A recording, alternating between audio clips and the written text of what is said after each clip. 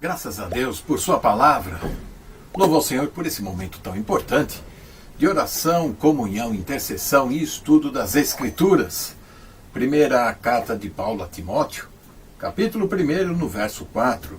Nem se dê a fábulas ou a genealogias intermináveis, que mais produzem questões do que edificação de Deus, que consiste na fé. Assim o faço agora.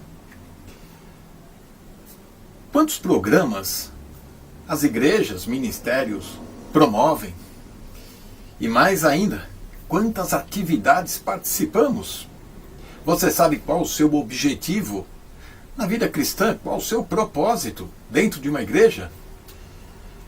É perfeitamente possível, hoje em dia, se ocupar com tantas atividades. É um ativismo muito grande dentro das igrejas e até ministérios paralelos que se ocupam com tantas coisas, promovem tantas coisas e menos edificação a Deus, que consiste na fé. E Paulo aqui está advertindo Timóteo para repreender esse tipo de situação que só engorda e não traz crescimento. Ele vai advertir para que não ensine outra doutrina, e nós temos visto doutrinas que vêm de fora e doutrinas bíblicas que não pertencem a esta economia, a esta administração da época da graça. Quando nós vamos estudar um texto como este, ou as Escrituras em geral, nós precisamos nos equipar com dicionários, comentários e muitas vezes várias traduções das Escrituras. E eu tenho aqui algumas e que eu fui consultar e encontrei uma palavra que chama muito a atenção no nosso estudo bíblico. Nós vamos encontrar na tradução brasileira do início do século XX, que diz: se ocupassem com fábulas, genealogias intermináveis, os quais antes provocam discussões do que a dispensação de Deus, que se funda na fé. Assim faço agora. Outras traduções, católicas principalmente, vão colocar esta edificação de Deus assim: promovem a obra de Deus, projeto de Deus que se realiza na fé, desígnios de Deus, plano de Deus. Esta palavra que nós encontramos aqui no verso 4, que diz que produzem mais questões do que edificação de Deus. Esta palavra, edificação, muitas vezes vem essas traduções variadas. Ou é dispensação, edificação, projeto de Deus, desígnios de Deus. Qual seria o certo? A palavra que nós vamos encontrar lá é oikonomia, que vem a palavra administração. A palavra oikonomê, aí sim é edificar, é acrescentar, é contribuir. E o contexto da carta vai nos mostrar que, de fato, entrar em questões que não edificam. E aquilo que edifica, de fato, é conhecer a dispensação da graça de Deus, o mistério revelado ao apóstolo Paulo.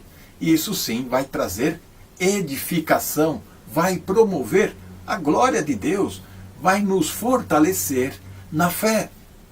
Essa dispensação de Deus tem a ver com apresentar a revelação da verdade cristã para a igreja, nesta época atual, e principalmente fazer com que os crentes venham compreender o seu chamado e a sua responsabilidade, tanto individual, pessoal, como também coletiva, na igreja, na casa de Deus.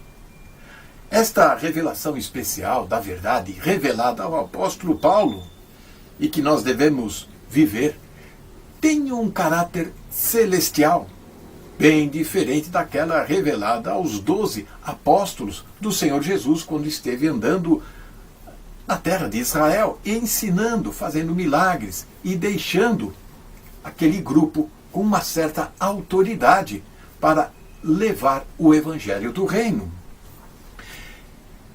A dispensação da graça de Deus é bem diferente. daquela grande comissão recebida pelos 12. E esta igreja me ensinou muito sobre esta distinção e que nós precisamos aprender cada vez mais. Mateus capítulo 16, no verso 19, e eu te darei as chaves do reino dos céus, e tudo que ligares na terra será ligado nos céus, e tudo que desligares na terra será desligado nos céus. Esta é a autoridade que o Senhor Jesus estava passando para Pedro, para os seus apóstolos. Mas veja que os 12 discípulos receberam esta autoridade, este poder, e vai acontecer até os primeiros capítulos do livro de Atos. Atos capítulo 7, no martírio de Estevão, ali em si, o Senhor suspendeu o evangelho do reino. E logo no capítulo 9, na conversão de Paulo, ele recebe então o seu chamado e recebe as revelações subsequentes do evangelho da graça, da qual nós estamos vivendo agora. Veja que esta autoridade, antes dada aos apóstolos, Mateus 16, 19, agora ela é transferida para o apóstolo Paulo. 2 Coríntios, capítulo 2, no verso 10. A quem perdoardes alguma coisa, também eu, porque o que eu também perdoei, se é que tenho perdoado, por amor de vós o fiz, na presença de Cristo. Aqui encontramos Paulo afirmando que ele está fazendo, tomando esta atitude na pessoa de Cristo, no poder que Cristo lhe dá, na autoridade a ele investida pelo Senhor lá na glória. Portanto, esta autoridade, este poder que o apóstolo Paulo recebe do Senhor, ele vai transmitir agora através de suas cartas. E aqui ele está transmitindo a Timóteo, para advertir outros a não entrar em questões intermináveis, mas sim promover o plano de Deus, o desígnio de Deus, a dispensação da graça. Esta sim traz edificação. Promover a graça atual não é algo que se consegue apenas com teoria, com ensino doutrinário, mas principalmente inclui aquilo que regula as questões práticas do dia a dia, e principalmente aquelas relativas à ordem moral.